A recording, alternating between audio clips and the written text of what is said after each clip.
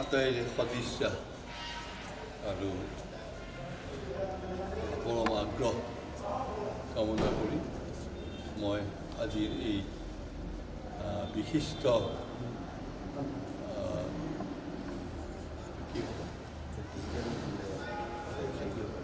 Digital প্ৰেক্ষাগৃহৰ দ্বাৰ উন্মোচন কৰিবলৈ আগবাঢ়িছোঁ। আশা কৰোঁ আপোনালোকে সহযোগিতা আগবঢ়াব।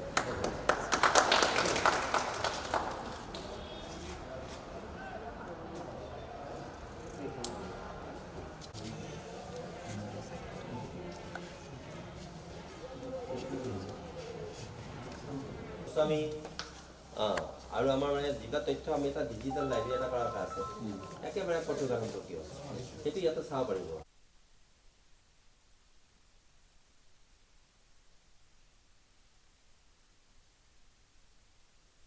জানে পথৰুৰ কাকতত কি এক শোকাবহ ঘটনা ঘটিছিলে 1894 চনৰ এই 28 জানুৱাৰীৰ দিনাখন।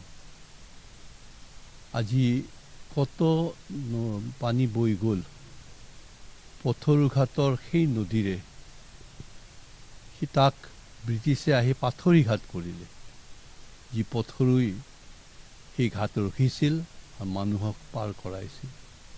আজি আমি আকৌ ওলাই আহিছোঁ পাথৰি ঘাট নহয়, পথৰু ঘাট কৰিবলৈ। আমাৰ ইমানবিলাক শ্বহীদ হ'ল, তেওঁলোক অনাদৃতভাৱে পৰি থাকিলে। আজি আমি যি গন্তি কৰি যি 140গৰাকীক পাইছোঁ, কিন্তু আৰু বহুত অজানিতে ৰৈ গৈছে। বহু লোকে নিজক লুকুৱাই ৰাখিছিল। ব্ৰিটিছৰ পৰা তেখেতসকল যথেষ্ট হাৰাশাস্তি হ'ব বুলি সেই ভয়তে সেইবোৰ মানুহক আমাৰ অজানিতে ৰৈ গ'ল। আজি আমি এই 140 জনৰ উপৰিও যিসকল অজানিতে ৰৈ গৈছে আমাৰ দৃষ্টি বা আমাৰ স্মৃতিৰ পৰা, সেইসকলকো আমি স্মৰণ কৰিব লাগে। পথৰুঘাটে আমাক এক বেলেগ তেজ দিয়ে। পথৰুঘাট বুলি ক'লে আমি এক বেলেগ আৱেগৰ লগতে আমি বেলেগ এটা সাহস পাওঁ। আমি যে দৰঙীয়াই একত্ৰিতভাৱে আমি অহিংসা আন্দোলন কৰিব পাৰোঁ। মোৰ কিন্তু খুব দুখ লাগে, এইখন ৰণ নহয়, পথৰুঘাটৰ ৰণ নহয়। ই বিশ্বৰ ইতিহাস ৰচনা কৰিব পৰা ই এক কৃষক আন্দোলন। আমি যোৱাবেলিৰ পৰা 26 জানুৱাৰী আৰু 29 তাৰিখলৈকে এই 4টা দিন আমি সুন্দৰভাৱে অনুষ্ঠান পাতি আছোঁ কৃষক শ্বহীদৰ। কিন্তু 29 তাৰিখে যিহেতু সামৰিক বাহিনীয়ে কৰে, গতিকে তেখেতসকলে এৰি পেলাই আমি বাকী 3 দিন আমাৰ চৰকাৰ আৰু আমাৰ ৰাইজে মিলি পেলাই কামখিনি কৰিছোঁ। এতিয়া তাৎপৰ্যপূৰ্ণভাৱে আমাৰ এই শ্বহীদ সমাধি ক্ষেত্ৰত আমাৰ কেইবাটাও সুন্দৰ পৰিকল্পনা আছে। সেই পৰিকল্পনাসমূহৰ ভিতৰত আজি যেনিবা এটা পৰিকল্পনাৰ অকণমান আমি এটা ক্ষুদ্ৰ ৰূপ মুকলি কৰা ব্যৱস্থা এটা হৈছে।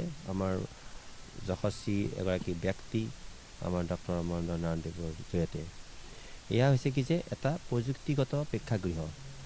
আৰু এই প্ৰযুক্তিগত প্ৰেক্ষাগৃহ বা আমাৰ ডিজিটেল যিটো নেকি আমাৰ অডিটৰিয়াম, এইটোৰ মূল লক্ষ্যটোৱে হৈছে কি যে ইয়াত যিসকল আহিব সেইসকলে যাতে প্ৰযুক্তিৰ মাধ্যমেৰে আমাৰ তথ্যচিত্ৰ বা অন্যান্য আমাৰ জিলাখনৰ কৃষি ব্যৱস্থা আৰু কেনেকৈ নাঙল কৰ লগাবলগীয়া হৈছিল, মাটি খাজনা বঢ়াব লগা হৈছিল, তাৰ বিৰুদ্ধে কেনেকৈ এবাৰ নহয় দুবাৰ নহয় আমি একেবাৰে 1864 চনৰ পৰাই কেনেকৈ আমাৰ এটা আন্দোলন গঢ়ি উঠিছিল ইংৰাজৰ বিৰুদ্ধে। এয়া স্বাধীনতা আকাংক্ষী আমাৰ এছাম কৃষকৰ জাতি ধৰ্ম বৰ্ণৰ নিৰ্বিশেষে তেওঁলোকৰ এয়া এটা প্ৰতিক্ৰিয়া, ইয়াত এটা প্ৰতিবাদ, ইয়াত এটা ভাৰতৰ স্বাধীনতা আন্দোলনৰ ই সুন্দৰ আমাৰ পাতনি।